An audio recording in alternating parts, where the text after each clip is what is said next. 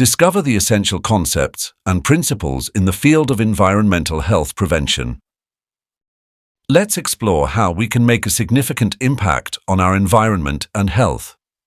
This means that public health must address and deal with the big trends or transitions which Rayner and Langer focused on a number of major transitions as the forces on which public health must act, such as demographic, epidemiological, urban, energy, economic, nutrition, bioecological, cultural and democratic. Only by addressing them all, public health will regain its central societal relevance. Rayner and Langer describe the societal systems and rate transitions.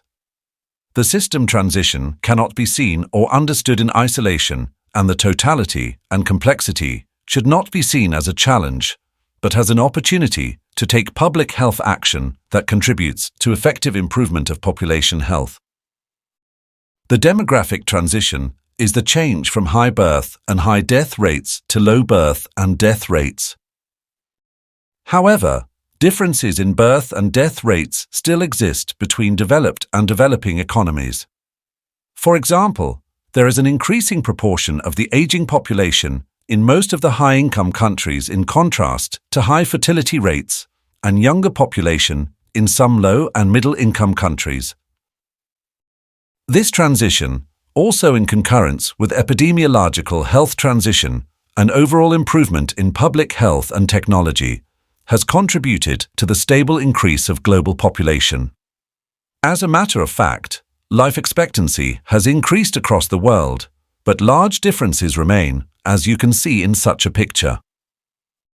Here you can see the classes of diseases which are correlated to the biological and ecological transition and the ecological factors which are environmental, social and economic. In general, biological transitions are characterized as processes of change of all life forms within and in constant interaction with the environment. Within this transition, all life change occurs with the change of the wider ecosystems.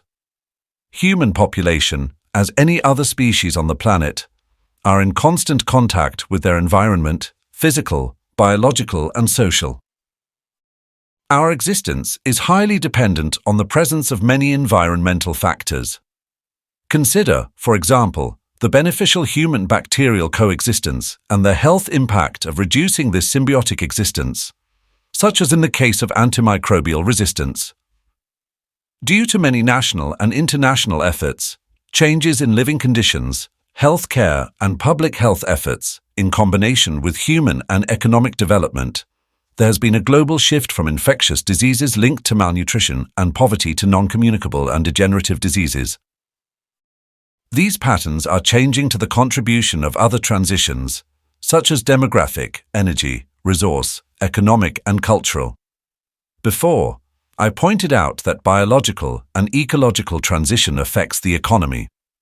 Now, on the other way round, I will be showing the changes in economic and political systems that affect environmental and ecological transition, in particular through political system transformation, which has a direct effect on economic and industrial development, the globalization of markets and economies, and more recently, deglobalization. Remember what I said about local versus global. Agriculture and land use. Remember that they are interlinked with other pressures, such as changes in policies of energy, food and water, societal and social changes, migrations. Currently, more than half of the world's population is urban. It will be 70% in 2050. Cities have very complex social, economic and ecological hubs of dense population, with increasing demands of energy, food, water and infrastructure. Cities contribute to about 75% of CO2 emissions from total energy and therefore are major contributors to climate change.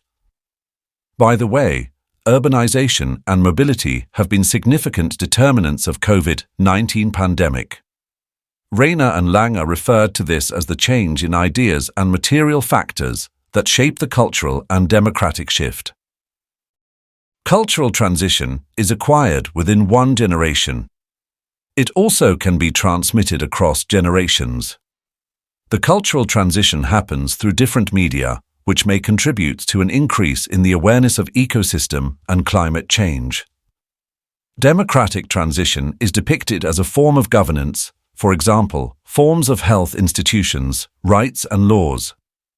These transitions are very complex and largely influence population health patterns due to their shock on the societal system construct. Practically, this huge and integrated and holistic approach to environmental health in a broad and spatial socio-economic and cultural context behind the individual toxic or infectious threats. In particular, we have got to face the challenge of how to express and analyze exposure to multiple and cumulative sources, and also addressing environmental predictors of human health, which may benefit from reflecting today's interconnected and interdependent issues. I provided you with hints on how to manage environmental issues from a theoretical and socio-economic perspective. Later, I will provide practical suggestions. Thank you.